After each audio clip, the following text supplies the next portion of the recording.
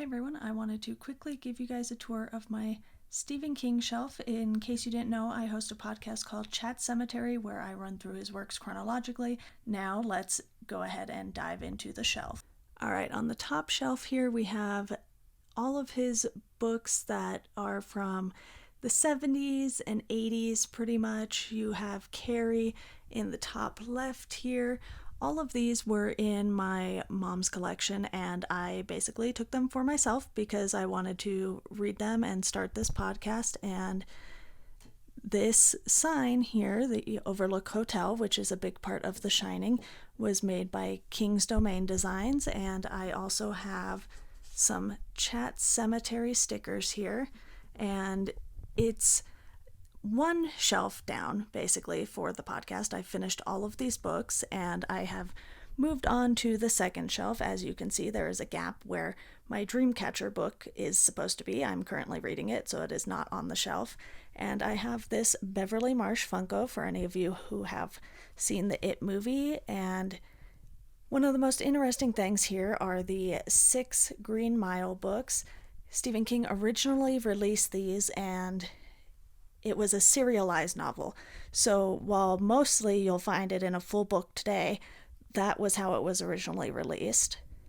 The third shelf here has some of King's longer books. You have the 7th book in the Dark Tower series, which is technically the final book, even though, as you'll see here, he released The Wind Through the Keyhole, and it takes place in between the 4th and 5th novels, but was released later. And Under the Dome is one that, well, it's quite large, so I am going to have to take my time going through that one. And 11/22/63 is also another lengthy book of his, but I have watched the Hulu series, so I at least have the gist of what that one is all about.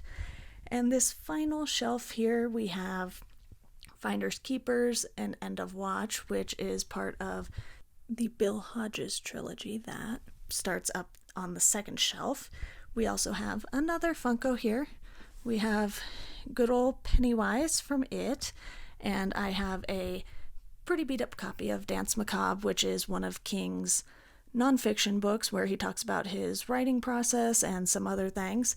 This section here is sort of a mix of things. I already have The Long Walk in the Bachman Books collection, but I really liked the cover for this one, so I went ahead and picked that up at a free little library in our neighborhood.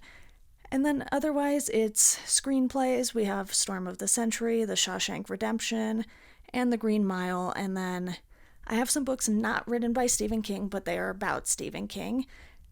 And the others are just some reference books, Creepshows and Stephen King at the Movies. I typically read before I do episodes on the movies because they usually have some fun little tidbits. And I have this World of It book, which really dives into the recent remake from 2017. It goes through Pennywise's victims and has some cool sketches and stuff like that. So I'm always interested in these sort of behind the scenes books, so I had to pick it up when I saw that it was available. And you know, the bottom shelf, not so much Stephen King on it because I have almost all but, I think, 2 books, and you can see his son Joe Hill has a little spot on my shelf as well. So I hope you guys have enjoyed this little tour of my King shelf.